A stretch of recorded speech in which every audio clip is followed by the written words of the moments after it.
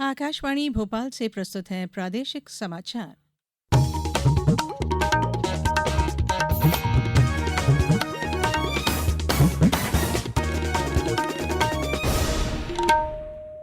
नमस्कार।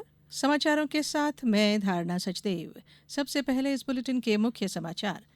राष्ट्रपति द्रौपदी मुर्मू आज खंडवा जिले के ओंकारेश्वर में सिकल सेल एनीमिया के विशेष कार्यक्रम में होंगी शामिल। प्रधानमंत्री नरेंद्र मोदी बोले, भारत दुनिया की सबसे तेजी से बढ़ती बड़ी अर्थव्यवस्था। मुख्यमंत्री डॉक्टर मोहन यादव ने कहा, मध्य प्रदेश में विज्ञान और प्रौद्योगिकी के क्षेत्र में निवेश की अपार संभावनाएं हैं। और भारत ने कल न्यूजीलैंड में FIH महिला नेशंस कप में लगातार तीसरी जीत दर्ज की। अब समाचार विस्तार से। राष्ट्रपति द्रौपदी मुर्मू के मध्य प्रदेश प्रवास के दूसरे दिन आज जन स्वास्थ्य और जनजातीय कल्याण को समर्पित रहेगा। राष्ट्रपति खंडवा जिले की पवित्र तीर्थ नगरी ओंकारेश्वर में आज अंतर्राष्ट्रीय सिकल सेल दिवस के अवसर पर आयोजित विशेष कार्यक्रम में शामिल होंगी। इस कार्यक्रम में राज्यपाल मंगूभाई पटेल और मुख्यमंत्री डॉक्टर मोहन यादव भी उपस्थित रहेंगे।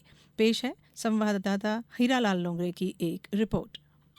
राष्ट्रपति श्रीमती द्रौपदी मुर्मू आज ओमकारेश्वर में आयोजित अंतर्राष्ट्रीय सिकल सेल दिवस कार्यक्रम में मुख्य अतिथि के रूप में शामिल होंगी। कार्यक्रम का आयोजन सिकल सेल एनीमिया जैसी गंभीर अनुवांशिक बीमारी के प्रति जागरूकता बढ़ाने और इसके प्रभावी नियंत्रण के उद्देश्य से किया जा रहा है। राष्ट्रपति श्रीमती मुर्मू अपने संबोधन में सिकल सेल रोग की रोकथाम, समय पर जांच, उपचार और जन जागरूकता के महत्व पर प्रकाश डालेगी। साथ ही जनजातीय समुदायों के स्वास्थ्य संरक्षण और उनके समग्र विकास के लिए केंद्र एवं राज्य सरकारों द्वारा किए जा रहे प्रयासों का संदेश देंगी।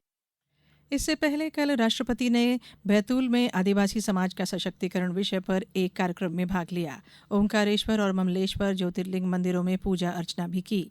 जबकि यात्रा के अगले चरण में कल राष्ट्रपति द्रौपदी मुर्मू और प्रधानमंत्री नरेंद्र मोदी ओडिशा के मयूरभंज जिले के पहाड़पुर गांव का दौरा करेंगे। राष्ट्रपति रविवार को जबलपुर में अंतर्राष्ट्रीय योग दिवस समारोह में भाग लेंगी और रानी दुर्गावती विश्वविद्यालय के दीक्षांत समारोह में भी शामिल होंगी। वे 22 जून को कुनो राष्ट्रीय उद्यान का दौरा करेंगी।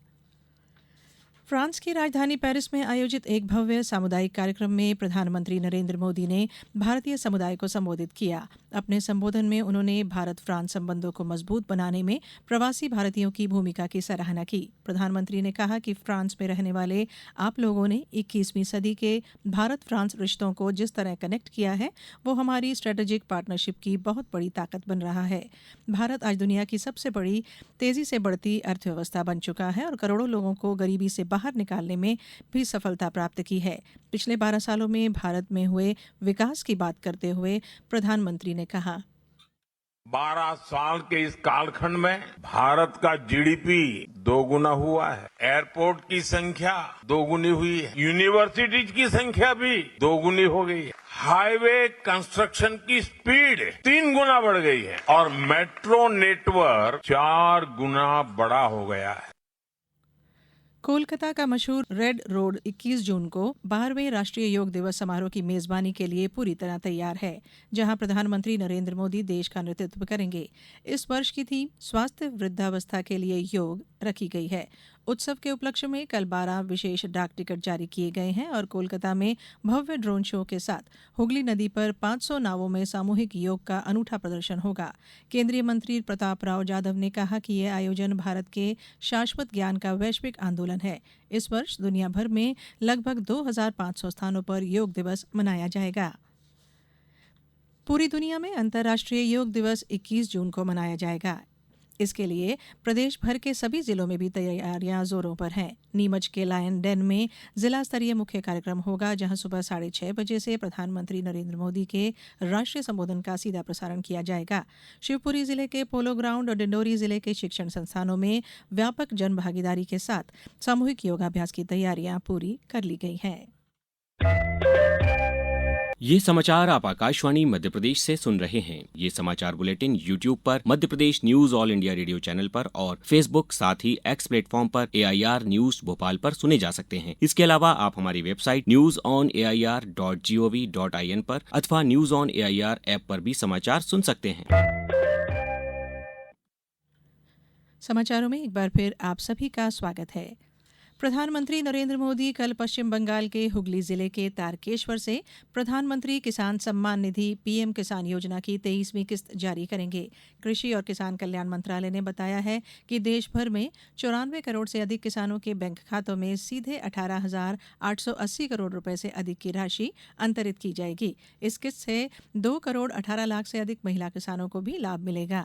इस किस्त के साथ फरवरी 2019 में शुरू हुई पीएम किसान योजना के तहत कुल वितरित धनराशि 4,46,000 करोड़ रुपए से अधिक हो जाएगी। कृषि मंत्रालय ने कहा है कि पीएम किसान उत्सव दिवस के उपलक्ष्य में देश भर में विशेष कार्यक्रम आयोजित किए जाएंगे, जिसमें वीडियो कॉन्फ्रेंसिंग के माध्यम से मुख्य कार्यक्रम में 1 करोड़ से अधिक किसानों के शामिल होने की उम्मीद है। मुख्यमंत्री डॉक्टर मोहन यादव ने मुख्यमंत्री आवास में कल विज्ञान और प्रौद्योगिकी विभाग के कार्यों और अन्य गतिविधियों की समीक्षा की। उन्होंने कहा कि विज्ञान और प्रौद्योगिकी भविष्य की अर्थव्यवस्था की आधारशिला है।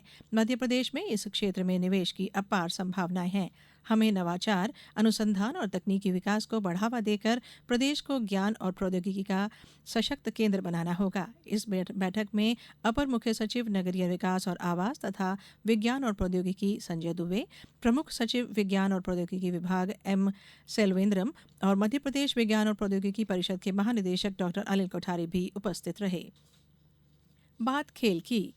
भारत ने कल न्यूजीलैंड में FIH महिला नेशंस कप में पूल ए के मैच में उरुग्वे को 3-2 से हराकर लगातार तीसरी बार जीत दर्ज की।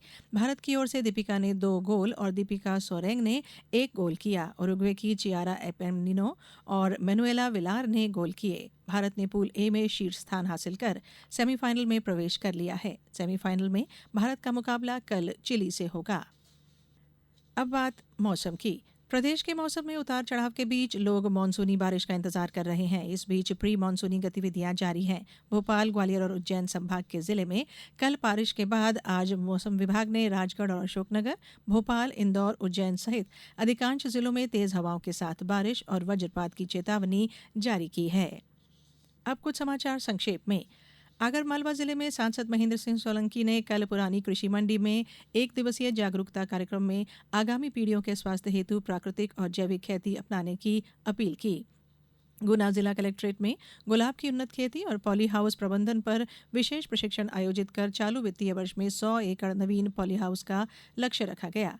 भोपाल कलेक्टर प्रियंक मिश्रा ने 21 जून को होने वाली नीट यूजी परीक्षा के लिए जिले के 32 केंद्रों पर सुरक्षा और सुविधाओं की कल समीक्षा की।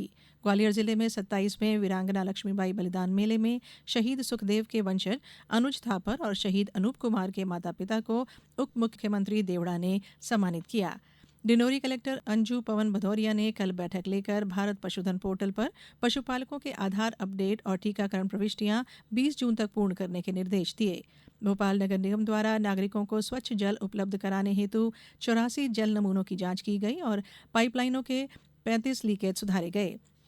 पन्ना जिला पुलिस ने ऑनलाइन धोखाधड़ी के आरोप में छत्तीसगढ़ से परमेश्वर कंवर को गिरफ्तार कर पीड़ित के बैंक खाते से ठगी के 2,47,000 रुपए फ्रीज किए। नीमच जिले में शासन आपके द्वार अभियान के तहत कलेक्टर हिमांशु चंद्रा सहित सभी जिला अधिकारी टीम भावना का संदेश देते हुए बस से ग्राम कंजारडा चौपाल पहुंचे। और जबलपुर जिले के बरगी बांध क्रूज हादसे की न्यायिक जांच अंतिम चरण में है। जस्टिस संजय द्विवेदी आयोग के समक्ष शिकायतकर्ताओं ने स्वतंत्र तकनीकी जांच न होने पर सवाल उठाए। अंत में बुलेटिन के मुख्य समाचार एक बार फिर। राष्ट्रपति द्रौपदी मुर्मू आज खंडवा जिले के ओंकारेश्वर में सिकल सेल एनीमिया के विशेष कार्यक्रम में होंगी शामिल। प्रधानमंत्री नरेंद्र मोदी बोले, भारत दुनिया की सबसे तेजी से बढ़ती बड़ी अर्थव्यवस्था। मुख्यमंत्री डॉक्टर मोहन यादव ने कहा, मध्य प्रदेश में विज्ञान और प्रौद्योगिकी के क्षेत्र में निवेश की अपार संभावनाएं हैं। और भारत ने कल न्यूजीलैंड में FIH महिला नेशंस कप में लगातार तीसरी जीत दर्ज की। इस बुलेटिन में इतना ही। अगला बुलेटिन सुनिए दोपहर 2:10 पर। नमस्कार।